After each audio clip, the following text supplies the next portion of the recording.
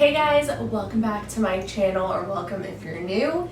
For those of you who don't know me, my name's Sam, and today we're going to be doing a Q&A. I got a lot of new followers recently, both on YouTube and on Instagram, and it's been a while since I've done like a personal Q&A. So I went over to Instagram and I asked you guys what questions you had. If you're not already following me on my hair Instagram page, I do have two Instagrams.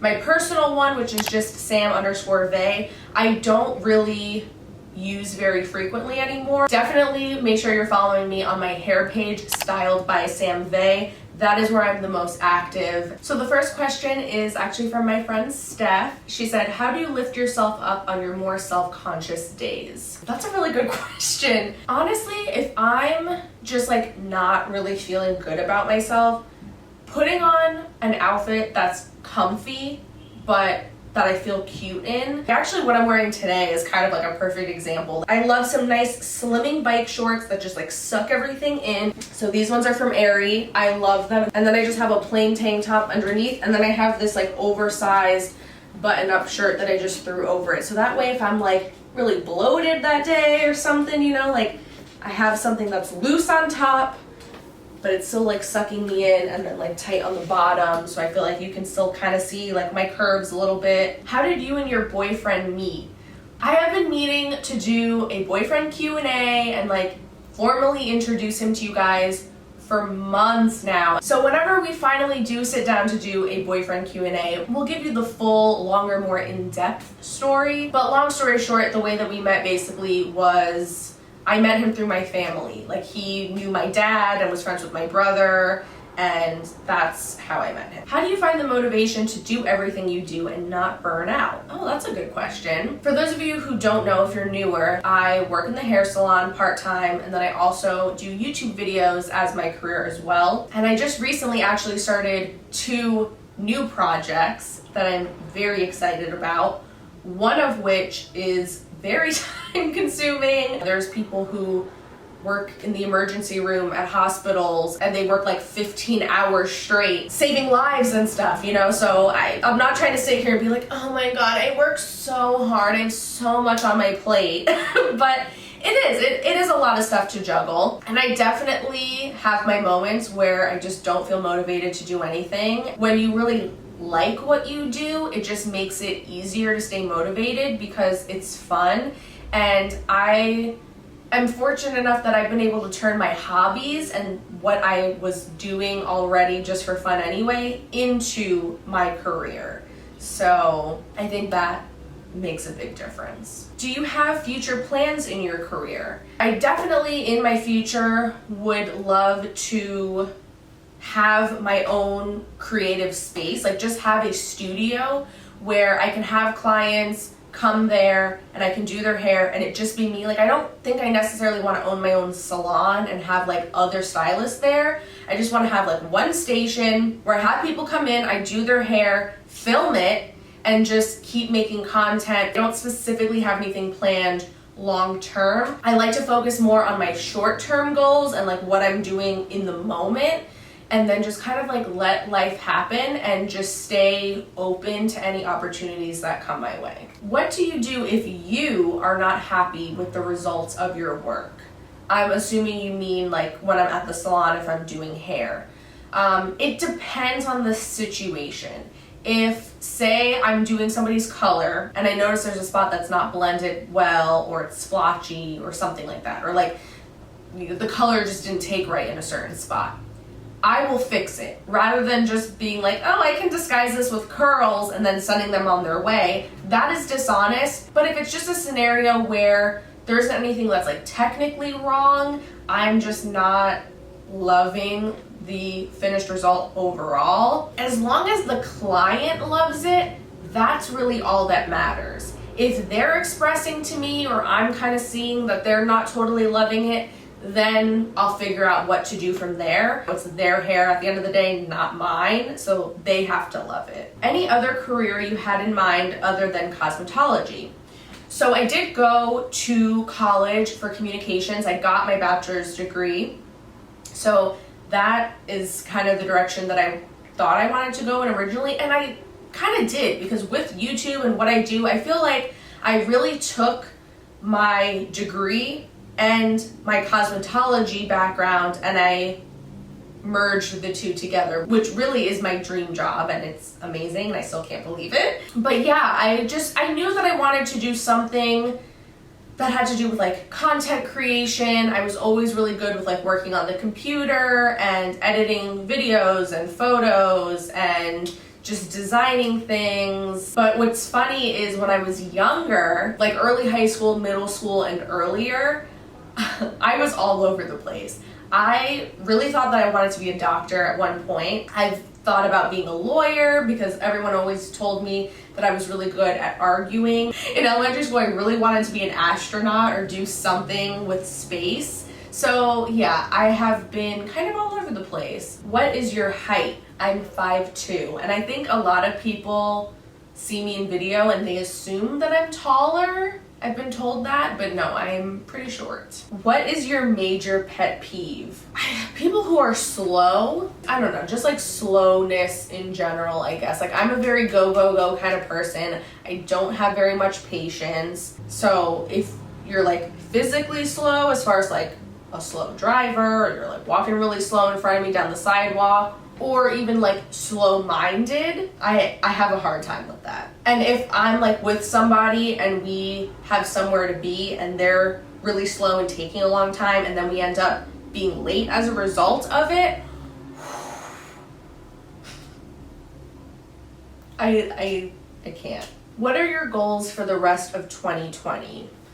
Honestly, just making it through. This has been a rough year for the whole world, but personally I really would like to have, if not all of my student loans paid off before the year's over, I would like to at least have majority of them paid off. My goal is at least like by the spring, I want them done. I just feel like once they're done, I will feel so free. Best part about being in the hair industry, I love the flexibility of it, number one, that I can kind of make my own schedule and I'm not like working for a corporation. It's not a 9 to 5, like I have to be here at this time. I can choose when I want to work, and I love that I can be creative and I get to work with my hands.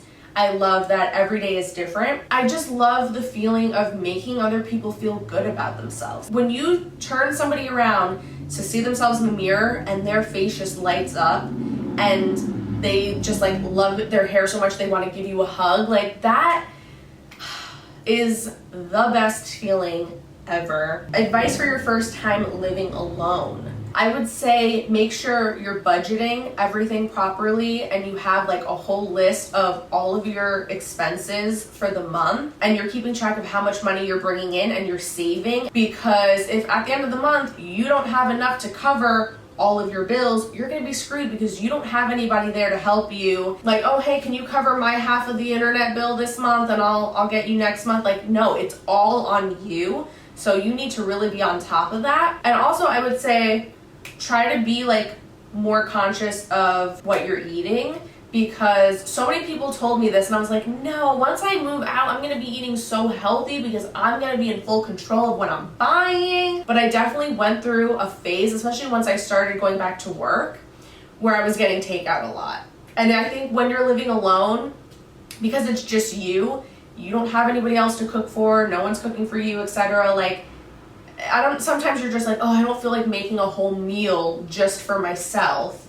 So it's just easy to get takeout, but then you end up spending a lot of money, you end up eating more unhealthy. So be aware of that and try to not fall into that trap. What's the worst part of being a hairstylist? I think the worst part is when you have a client that's just like really difficult and really unappreciative. What would you say to someone who is struggling with plans after high school? I would say, first of all, don't stress. Because especially nowadays, it takes people a long time and a lot of trial and error to figure out what they're passionate about. Coming straight out of high school, you've never lived in the real world before. You don't really have any real life work experience. So how are you ever supposed to possibly know what you want to do as a career for the rest of your life? So just take it easy on yourself. And if there's something that you're kind of interested in, try that out, you know, go take courses on that. Don't be afraid to hop around a little bit and to try different things out. Once you find something that you feel like,